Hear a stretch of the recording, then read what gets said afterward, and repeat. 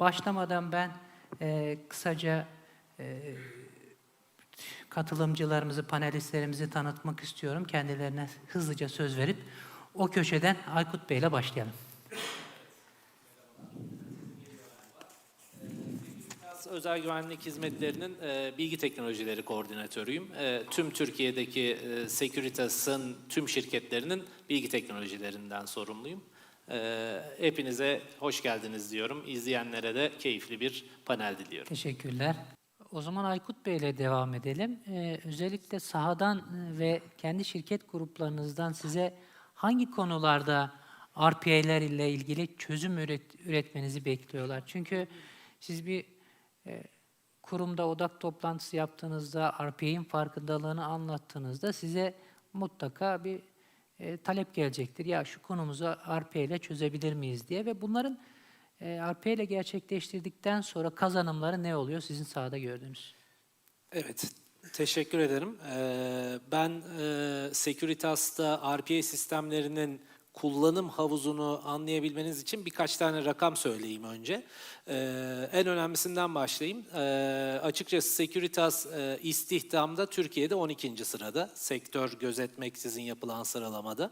Yani mavi yaka olarak 21 bin küsür, beyaz yaka olarak da 500 civarı çalışanı var. Yani 22 bin kişilik bir aslında ordu diyebilirim.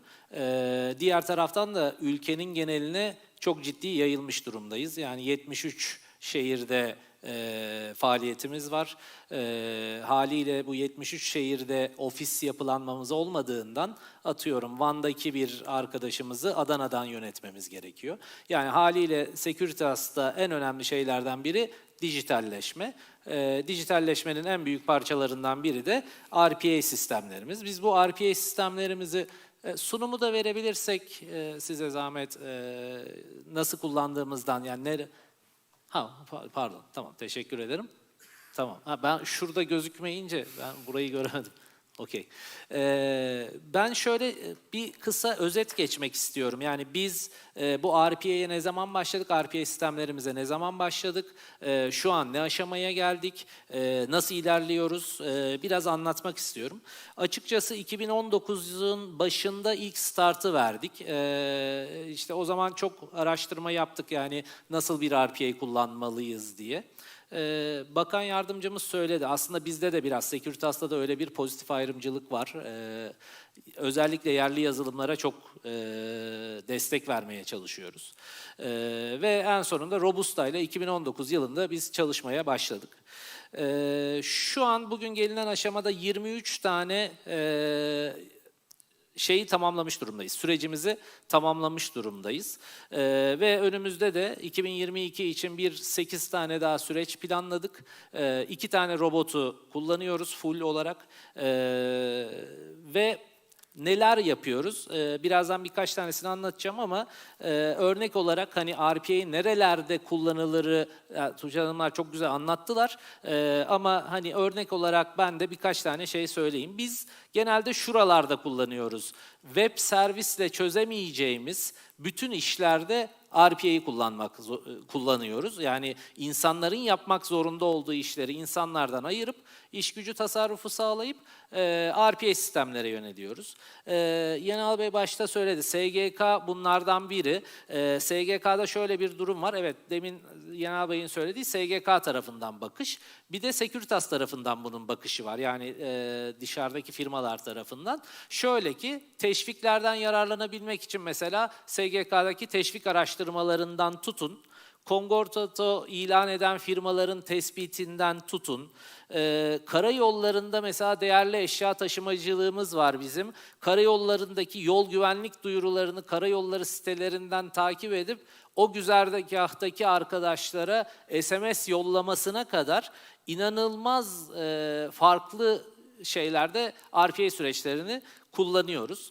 Peki bu RPA süreçlerini kullanırken ne gibi kazanımlar elde ediyoruz? Ben sadece SGK ve 5188 sayılı bildirimle ilgili bir örnek vermek istiyorum. Şöyle ki, şimdi biz özel güvenlik şirketi olduğumuz için 5188 sayılı güvenlik yasasına tabiiz. O yasanın da şöyle bir getirisi var. Çalıştırdığın, yani işe giren işten çıkan veya nakil ettiğin herkesi emniyete bildirmeniz gerekiyor. Çok affedersiniz. Emniyetin kendi bir sistemi var, ÖGNET diye. Herhangi bir web servise sahip değil. Girip kullanıcı adınız, şifrenizle bu bildirimleri yapıyor olmanız lazım. Demin söylediğim mantıkla rakamları zaten sunuda da görüyorsunuz. Biz geçen yıl, bunlar son yılın verileri, 12.202 kişi işe alıp 10.000 kişi civarında işten çıkışımız var. Maalesef sektörün çok ciddi bir sirkülasyon problemi var %65 civarında. O yüzden çok ciddi giriş ve çıkışlar oluyor. Ve içeride nakil olarak da 23.000 yani toplam 45.000 civarında hareket yapıyoruz. Şimdi bu hareketi 2 tane kuruma bildirmemiz gerekiyor. Biri SGK'ya, biri ÖGNET'e yani valiliğe. SGK bildirimleri 3 dakika sürüyor bir kişinin. 5188 bildirimleri de 5 dakika sürüyor. Hesabı gördüğünüzde yani sadece SGK bildirimleri için 11 adam yıllık bir karımız var. Yani ortalama ayda bu 2 bildirim bize 2,5 adama tasarrufa sebep oluyor. Ama burada ben şunu söylemek istiyorum. Yani RPA koyduk, adamdan tasarruf ettik değil. Bizim temel amacımız da zaten idari kadro sayısını azaltmak değil. İşi yani sistemlerin yapabildiği işleri sistemlere yaptırıp insanların yapabileceği diğer işlere odaklanmasını sağlamak istiyoruz. Ve burada en önemli şeylerden biri de doğruluk, yani doğru bildirim. Çünkü yanlış bildirim teşvik kaybından tutun da çok ciddi idari para cezalarına kadar her şeye sebep olabiliyor. Bu kadar harekette de hani bunu insanın doğru yapmasını sağlaması çok mümkün görünmüyor. Bu ve bu tarz şeylerle, süreçlerimizle RPA'den çok ciddi anlamda fayda elde ediyoruz. Teşekkür ederim. Aykut Bey ile devam etmek istiyorum. Biraz daha somutlaştıralım mı? Siz 5188 dediniz, SGK bildirimleri dediniz. Hani beni tanıyanlar bilir, burada beraber çalıştığım arkadaşlarım da var. Ben hep biraz daha somuta gidelim. Hadi bize bir göster bakalım ne anlatmaya çalışıyorsun diye arkadaşlarıma hep zorlarım. Siz bize biraz daha açar mısınız? Yani bir süreci bir use case olarak şimdi bizi dinleyenlerin kafasında canlanması için bize açıklar mısınız? Memnuniyetle, memnuniyetle. Önce SGK tarafıyla ilgili birkaç şey söyleyeyim. Yani SGK bildirim sürecimizle ilgili hani kafalarda biraz daha netleşmesi için. Şimdi şöyle oluyor bizde. Aday çalışanımız kendi e-başvuru sistemimiz üzerinden bir başvuruda bulunuyor kendi cep telefonuyla. O başvuruyu bizim robot alıp hemen SGK sistemlerinde bu adayın teşvik durumunu inceliyor. Yenal Bey söyledi, 120 tane kural var o tarafta çalışan. O kurallara göre SGK sisteminde bu işler yapılıyor ve adayın teşvik durumu netleşmiş oluyor. Sonra o teşvik durumuna göre RPA bize bu adamı nerede, hangi iş yerimizde çalıştırmamızın daha faydalı olacağını bize söylüyor ve personel müdürlüğümüz tarafından da işe giriş işlemleri o tarafa yapılıyor. Tabii bu işe giriş işlemleri yapılıyor dediğim oraya karar veriliyor ve ondan sonrasını tekrar RPA devralıyor ve SGK'ya, 5188'e, özel güvenliğe, emniyete bütün bildirimleri otomatik olarak yapıyor. Bunun için tabii süreler var. Yani şöyle, valiliğe bildirimi bir gün önceden yapmanız lazım. Adamı çalıştırmadan bir gün önceden. Ama SGK'nın 10 gün süresi var gibi şeyler var. Robot da bunlara dikkat ederek bu süreçleri yapıyor. Ben bir süreç daha söyleyeyim. Hani kafalarda bu robot nerelerde kullanılırın daha netleşmesi için. Mesela biz şurada bile kullanıyoruz. Yargıtay kararlarını yayınladığı bir sitesi var. O sitede tüm Yargıtay kararlarını robotumuz alıyor, inceliyor. Örneğin içinde özel güvenlik geçen bir Yargıtay kararı varsa ilgili departmanımıza, hukuk müşavirliğimize bu kararı yolluyor. Bu bizim için çok önemli. Sırf bunu şey olarak düşünmeyin. Yargıtay'daki hukuk müşavirliği için düşünmeyin. SGK'da bir değişiklik olduğunda resmi gazetede yayınlanıyor. Robot gene resmi gazeteyi okuyor.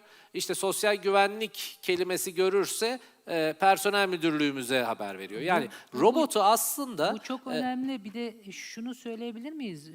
Murat Bey sabah şey dedi, Community Edition'ı biz ücretsiz olarak sunuyoruz. Bugün hatta duyurdunuz onu.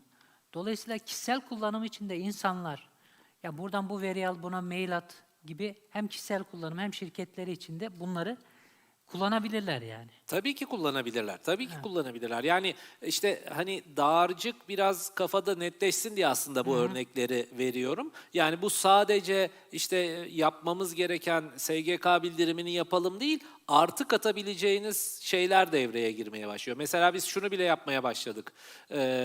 Demirbaşımıza kayıtlı kendi araçlarımızı emniyette sorgulayıp işte ceza yediyse erkenden ödeyelim, %25 indirim alalım vesaireye kadar giden, yani robotu kullanabileceğimiz çok süreç var bütün firmalar için. Yani kamu, özel, ya bu mantıkla bakılınca robottan çok büyük faydalar elde edebiliyoruz.